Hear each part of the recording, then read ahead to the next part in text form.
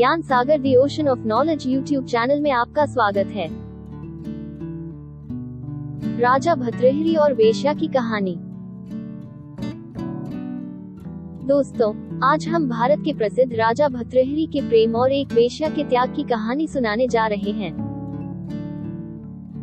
राजा भर्तृहरि को आम भाषा में राजा भर्तृहरि कहा जाता है।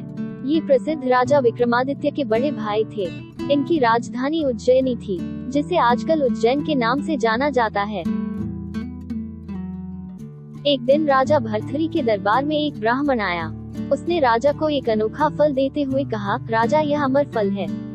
इसे खाने से आप अमर हो जाएंगे और आपकी जवानी भी सदा बरकरार रहेगी।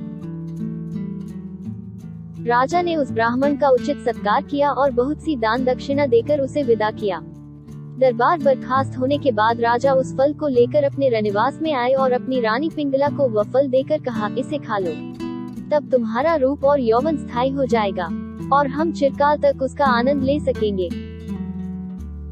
रानी ने स्नान पूजा के बाद खाने की बात कहकर वह फल लेकर रख दिया। राजा आराम में चले गए। रानी की दोस्ती महल के दारोगा से थी। उसने मौका देखकर वह फल उस दारोगा को दे दिया और कहा, इसे खा लो, जिससे तुम्हारी जबानी सब दिन बनी रहेगी और हम सदा उसका उपभोग कर सकेंगे। रानी के प्रेमी उस दारोगा ने बाद में खा लेने की बात कहकर वह फल ले लिया और वहां से चला गया। दारोगा का आना जाना एक वेश्या के यहाँ था। उसने वह फल ले जाकर उस वेश्या को दे दिया और वही बात कही जो राजा ने अपनी रानी से कही थी और जो रानी ने उससे कही थी। वेश्या ने वह फल ले लिया और कहा कि रात्रि के भोजन के बाद वह उसे खा लेगी। जब उसका प्रेमी दारोगा चला गया तो वह वेश्या सोचने लगी, ये फल खाकर अमर होने का परिणाम मेरे लिए क्या है? अनंत काल तक वेश्यावृत्ति के इस नीच कर्म में लिप्त रहना। ना बाबा ना, मैं यह मूर्खता कभी नहीं कर सकती। इस देश का राजा भर्तृहरि बड़ा न्यायप्रिय, दानी और वीर है। उसके राज्य में प्रजा अत्यंत सुखी है। क्यों ना मैं ये फल राजा को दे आऊं ताकि इसे खाकर वह अमर हो जाए और मेरे देश में चिरकाल तक सुख और शांति का राज्य रहे। यह निश्चय करके वह सो गई और अगले दिन सुबह नहा धोकर राजा भर्तृहरि के दरबार में पहुंच गई और सलाम करके उसने वह फल राजा की सेवा में पेश कर दिया।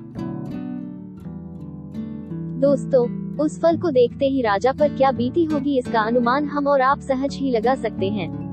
फिर भी कहते हैं कि एक राजा के भीतर 100 ब्राह्मणों की बुद्धि होती है। राजा ने अपने मनोभावों को प्रकट किए बिना वह फल ले लिया। उस वेश्या को बहुत सा इनाम इकराम देकर विदा किया। दरबार बर्खास्त होने के बाद राजा ने महल में जाकर रानी से पहले तो फल के बारे में पूछा। रानी ने बताया कि मैंने तो वह फल कल ही खा लिया जब आपने दिया। इतना सुनने के बाद राजा ने फल निकालकर पिंगला के सामने रख दिया। फल को देखते ही पिंगला राजा के पैरों पर गिर पड़ी और दया की भीख मांगने लगी। फिर पिंगला ने फल की पूरी कहानी सच सच राजा को सुना दी। महल के दारोगा को तलब किया गया। फल को देखते ही उसने भी सारी घटना का सच उगल दिया।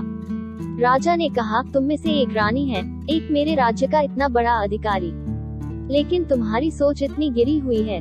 तुमसे तो लाखों गुना अच्छी और विचारवान वह वेश्या है जिसकी सोच इतनी ऊंची है।